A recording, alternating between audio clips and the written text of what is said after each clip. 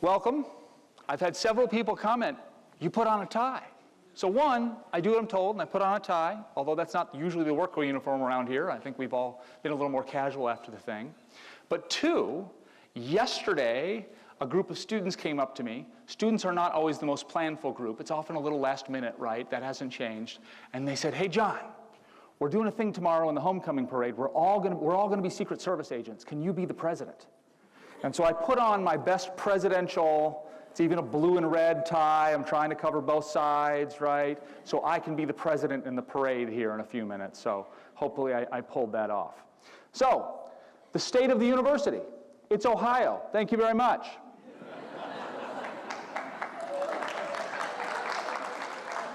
No? That was the Mark Thresher version right there. That was for Mark. The nice short version. I will do a slightly longer version just for all of your... It is the number one question I get at homecoming. Hey, how's the university doing? Hey, how's the university doing? And people expect like a 10-second answer, where in fact it's complicated. There's always stuff going well and stuff that we wish was going another way, and that's just the way it goes. And so there's a lot going on. And I thought it would be interesting to look at it first from the eyes of a student. What has the last 4 years been like for a student? Imagine you were a student that came to Otterbein in the fall of 19, in, as we say, the before times, right? And what has happened over the last 4 years here? Because it has been something that none of us could have anticipated. There was no training manual we could go to, okay, pandemic response, and 10% inflation response, whatever it is, response in American higher education. We've been making this up as we go. And so if you go back to the fall of 19, this was the class in fall of 19. Literal pictures of them on their first day on campus, where we meet them up in the campus center, take a picture, and then we march them down the street. We close the street into this great room to do their first session of orientation and all that stuff. We do a class picture.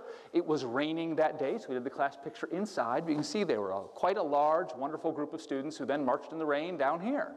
So that new class would have been 623 new first-year students. We were very happy with that. The residence halls were nearly full. Trust me, you never want them 100% full, because then when you have a roommate conflict, you can't move anybody. So you want a little bit of empty space in there, but 98% is great. Total enrollment was 2853, and you can see the total revenue on just under $66 million. And so that was sort of in the before times, right? That was the pattern we had been on. The university had been growing over the last few years, never by leaps and bounds, right? But a few dozen students a year, moving in the right direction, feeling good about where we were headed. And so that class, that fall semester, had an active semester.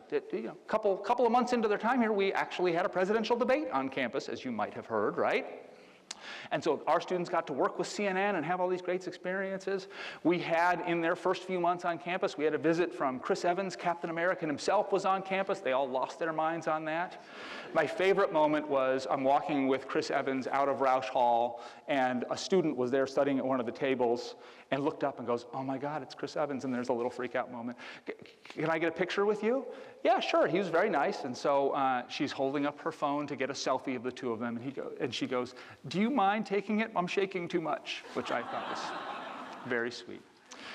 We had Arnold Schwarzenegger, we had John Kerry, we had a really great year going. But then I've got to say, something happened on March 6th, a day that will live in infamy at Otterbein. The students gave it the name the Otterpocalypse. We were hit by a cyber attack, and it took out every computer on campus, got the blue screen of death. We had no technology that worked on campus. It was the Friday at the end of spring break.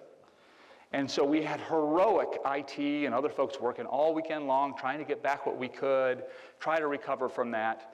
And then we decided, okay, we're going to bring the students back. Classes will start on Monday. We still didn't have most of the technology back, but we thought, okay, there was once a time, our alumni remind us, that we actually learned without computers. It was technically possible to do it. And we thought, these rooms still have chalkboards and dry erase boards, don't they? Okay, well, we'll make that work for a few days. And so we had about a day and a half of that, when literally 4 days after our cyber attack, there was an emergency call with Governor DeWine and all the college presidents, and Governor DeWine said, you got to send everybody home, which we did not see coming. We were vaguely aware of there was a virus, and in Italy they were doing some sort of shutdown thing, but this We thought maybe if this hits us, it'll be over the summer in a significant way. We did not see it coming this quickly. So imagine the moment where you have no technology that works whatsoever, and the governor tells you you're an online school now. It's a little bit of a problem. So again, heroic work. We actually did what every other, no college was prepared for this. I never thought I'd be president of an online school, but we were for a little while. And so we canceled class for the rest of the week, got everyone transitioned home, and started class the next week in an online format. And that's basically what every other school did, is it took a few days to organize the faculty. And I've got to say, you should be so proud of our faculty, staff, students for the level of creativity, adaptation, resilience they showed in making this happen. This was not what we did at Otterbein, right? We do in-person small classes, know your name, this sort of stuff. We weren't ready for this, but they finished the semester strong as a result. So we came back the next fall. Now imagine you're one of these sophomores. We decided early in the summer, students don't pick Otterbein to go to online classes. If they wanted online classes or some big lecture hall like this one, they would have picked somewhere else. Students come to Otterbein for an in-person, intimate community experience. And so we need to deliver as much of that as we safely can. And so we were the first school in Ohio to say, we're going to bring students back to campus. Others then followed us, but we were the first to make such an announcement in the June of that year. Now that fall did not look normal. Right? This is pre-vaccine, pre-all that stuff.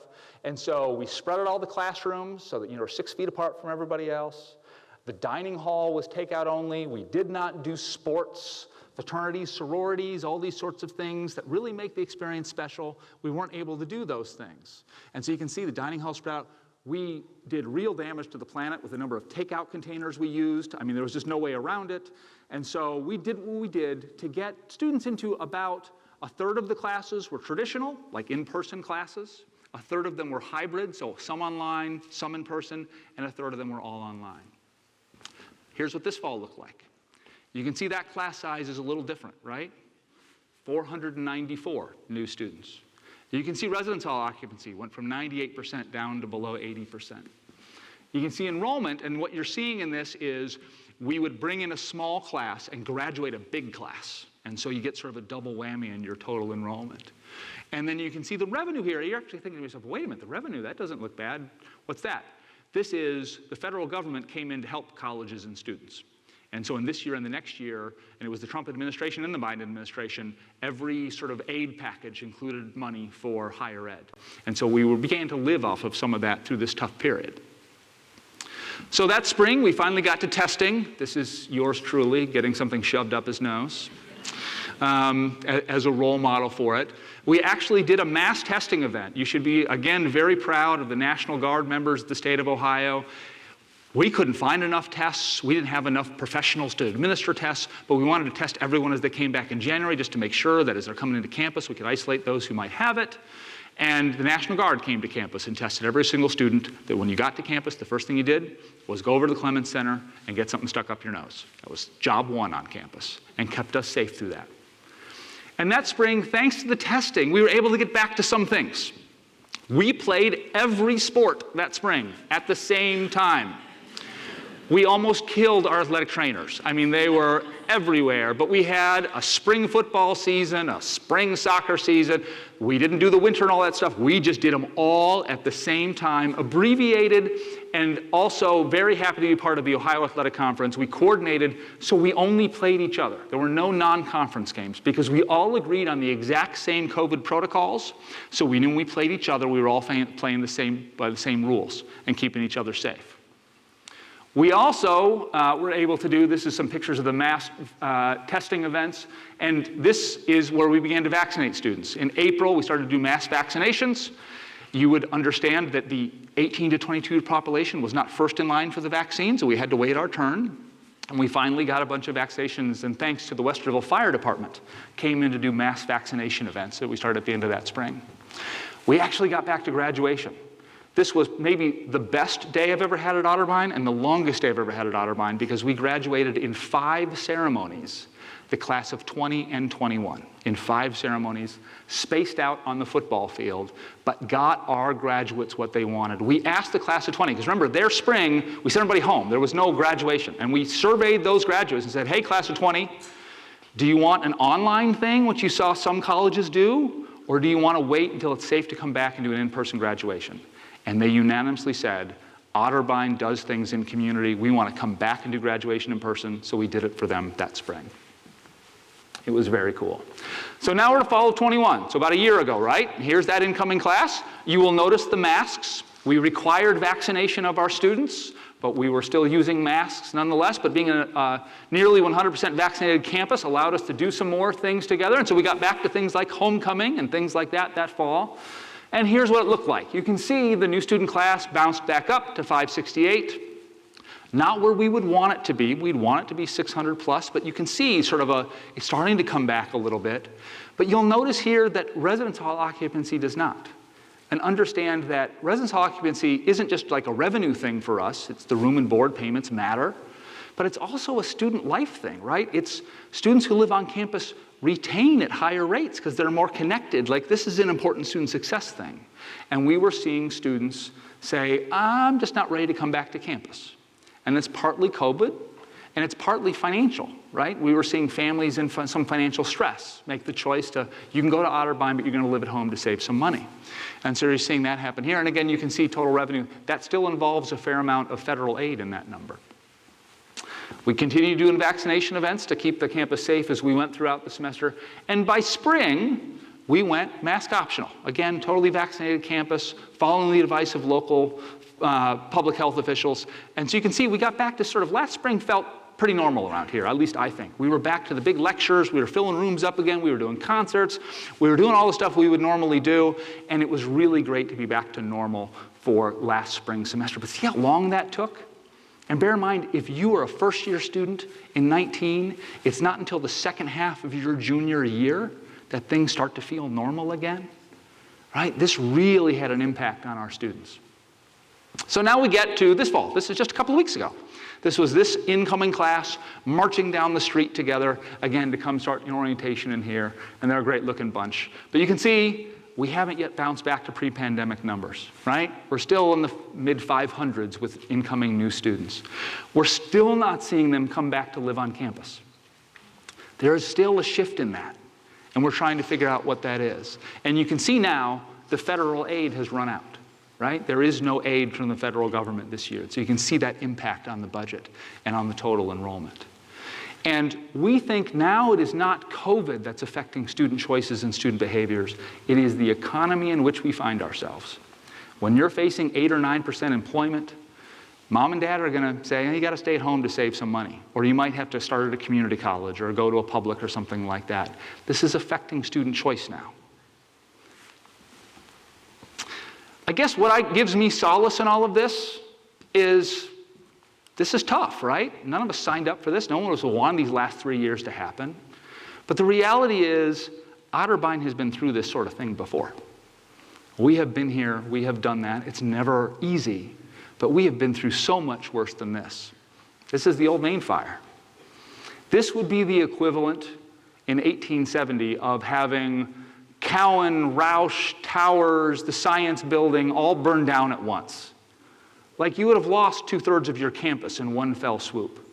And by all rights, the campus should not have survived this moment. There was not enough insurance on that building to rebuild. It was the alumni in the community of Westro that rallied together to build a replacement that we now call Towers Hall. That has become the symbol, having been born out of fire to save the institution. You might not be able to see this, but this is other moments in enrollment history where, boy, we sweat about having 550 first-year students instead of 600. The reality is, in the Great Depression, we went from 606 total enrollment on campus, not first-year students, 606 total enrollment on campus to 339. You lost almost half the student body then. World War II had a similar effect. And so we started World War II with 526, still not a big institution, right? Dropped all the way down to 286 in the middle of the war. Lost half your student body during the war, and yet bounced back. This is the Spanish flu. Guess what? These are not pictures from Otterbein. We don't really have pictures of us wearing masks in 1918 as hard as we looked. But nonetheless, we've even been through pandemics before, right? And the effects of that. And Otterbein always emerges stronger, always emerges better than it was before. And we're in the process of doing that now. We are in the process of doing some things that I think are bold, innovating, exciting, forward-leaning, and should make you all feel very proud of your alma mater. The first thing is, in the midst of all of this, you all have stood up and supported this institution that you love when it is needed at most. When you would have expected giving to go down, given the economy and uncertainty and people losing jobs and this chaos of the last 3 years, our giving has gone up. It's a remarkable testament to how much people love this place, and this has helped see us through this period and really buoy spirits to know that you all are with us in this. So give yourselves a round of applause, please.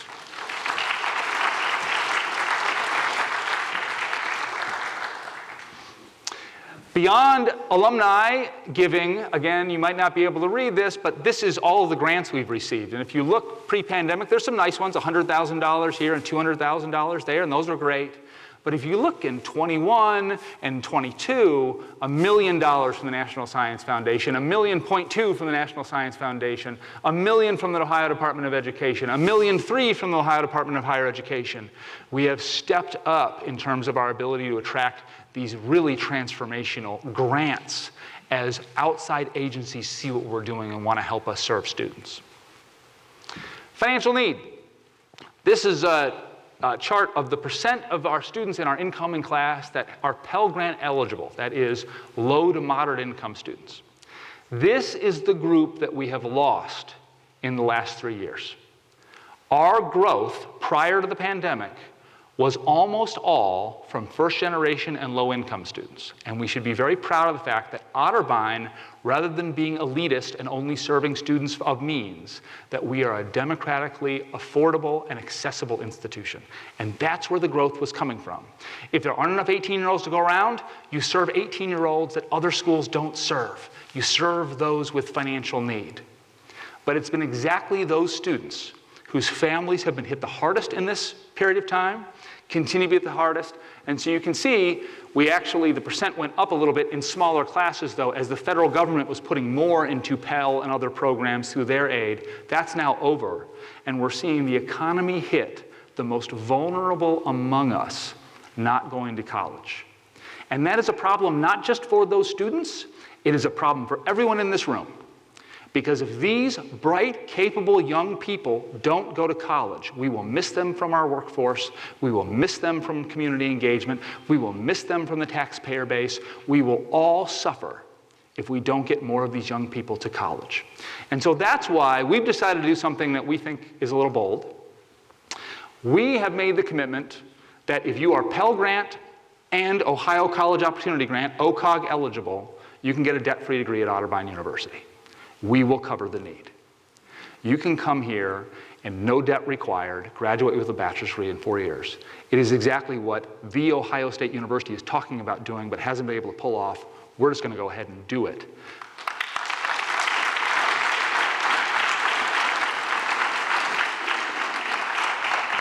And I got to say, this is my favorite thing about Otterbein. It's that we really exist to serve deserving students. We don't want only a certain type of students. This is what we do here. And we need to lead at a time where these students desperately need this sort of chance. And so we've made that commitment coming in for the next class. We've also become a nationally recognized foundation grant provided American AAC&U, American Association of Colleges and Universities, thank you, I got there, designated Truth, Racial Healing, and Transformation Campus Center. Our student body is so much more diverse today. This is always a comment from alums when they come back from homecoming. Wow, the campus looks beautiful, and the student body seems a lot more diverse. When I was here, we only had this or only had that. We have this wonderful, diverse student body. Each class is more diverse than the last, including this last one, about 27% students of color. And so we have become, from our founding, we were a leader in inclusivity. This is what Otterbein did from our very founding. And so people look to us for leadership. And so this campus center has been doing programs all over the region, partnering with school districts, partnering with companies, leading in this area of diversity, equity, and inclusion. And we just hired Otterbein's first chief diversity officer to leverage us even further into this space, inside and out, because that's what we need to do. We're never done improving internally. We're never done. We're never like, oh, pat on the back, we're perfect now. It's never going to be that way. So we need to work internally and externally to make a difference in our community. We talked about this last year if you were here, this is the first class that's in Otterbein Ready, or we call it Every Student Will, that makes the commitment that every single student that comes to Otterbein will have the breadth of the liberal arts education, along with a program that gives them a mentor, that gives them a vocational career exploration opportunity. Every student will have an internship, study abroad, or other immersive experience, and have an adulting 101. You're about to go into the world. Here's how health insurance works, and here's how media literacy works, to make sure they're ready to meet the needs of our society. Every single student will do this, and that will make us different in American higher education. You've seen the Campus Center. Looks pretty good. We're just getting warmed up, though. This is just phase one, and to have the heart of our campus transformed into the community center it deserves to be is very exciting. This is what makes the difference on campus, is community. And community is not an accident. Community happens in intentional spaces like what we're doing in the Campus Center. Last but not least, this is my friend Bill Groves and I. Bill Groves is the chancellor of Antioch University. And if you've seen the news, Otterbein and Antioch have come together in what we hope will be something new in American higher education. We're going to found an independent university system through which our traditional undergraduates, which will always be here on campus, Otterbein, Cardinals, and all that, will be part of a network where they'll be able to have more accelerated degree pathways, more 3+2s into graduate programs. They'll be able to have more study abroad opportunities, more internship opportunities given the scale. We'll be able to say to an undergraduate, we're the intimacy of a small campus, but we have the resources of a large university network behind it. We'll be able to share background services to work more efficiently and better for our staff. And last but not least, Antioch is an adult-serving institution. And as I said before, there are not enough 18-year-olds to go around. And so we've got to serve adults to move forward. They already do this. 5 campuses coast to coast, nearly 4,000 adult learners in graduate and adult degree completion programs, and we're going to do adult education together to put Otterbein into a national program that serves adult learners from coast to coast. This is where we are. You can see they're on both coasts, able to serve populations that we can't get to or no one has heard of Otterbein. They're already there. And here's our current graduate programs and their programs, and we do both have MBA and education programs, but we're serving different populations in different places. There's not meaningful overlap there. We bring nursing and allied health. They have huge programs in psychology and environmental studies and leadership and change, and so we can leverage these programs into one another's locations and serve more deserving adult learners that have been left behind by American higher education. And since we've made this announcement, we've heard from about a dozen other schools that say, we're interested. We want to be a part of this. And so we're talking to schools now, which I cannot disclose, but in all these states, about building this national network where we keep the traditional undergraduate experience that we've always done at Otterbein. We keep that, are able to add to these new opportunities to scale, but deliver adult education nationally through this network. And that's going to be a very cool and exciting opportunity. But at the end here, I want to bring it back to students, because that's why we're here. These are some of my favorite students. Don't tell all the other students. My wife Rachel and I got to co-teach a senior year experience course. This was our class. It's an Otterbein class. It's a small class, right? Because you had to have a unique schedule.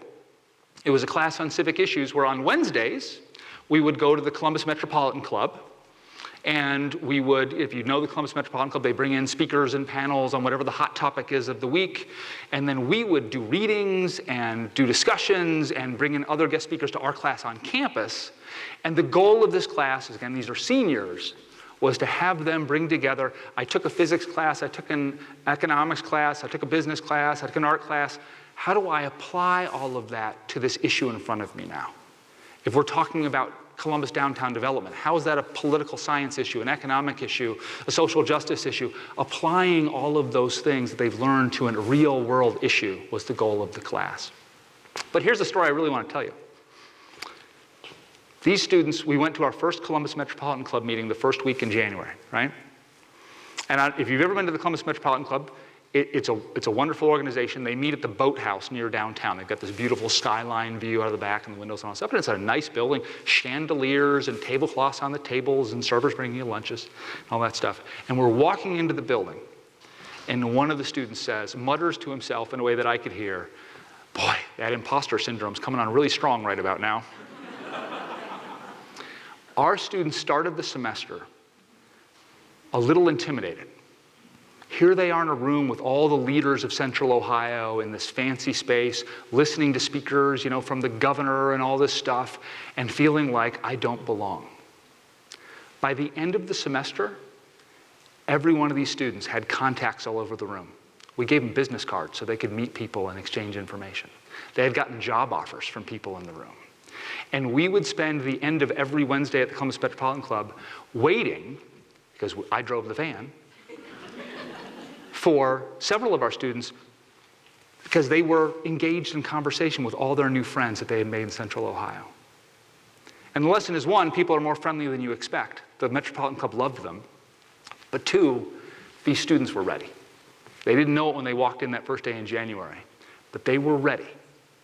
And they shined in that room, and they built their network, and they built our network as a result, because Otterbein had gotten them ready. They just didn't know it yet. That's what we do here. We take students that aren't sure they're ready, that aren't sure they're enough, and we teach them you are enough, and you are ready, and you're ready to make this world a better place. And we appreciate all of your help in making that happen. Thanks for coming today.